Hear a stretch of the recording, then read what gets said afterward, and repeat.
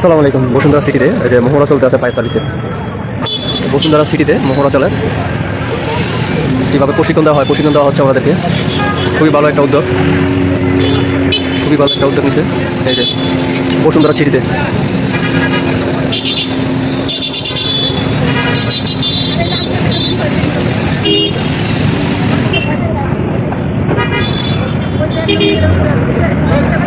বাংলাদেশের সমস্যা তো হচ্ছে একটা, যেখানে যায় এখানে শত শত মোবাইল ফোন, হাজার হাজার মানুষ, ওনাদের জন্য আরও বিড়ম্বনায় করতে হয় অনেক ফায়ার সার্ভিসের লোকদের।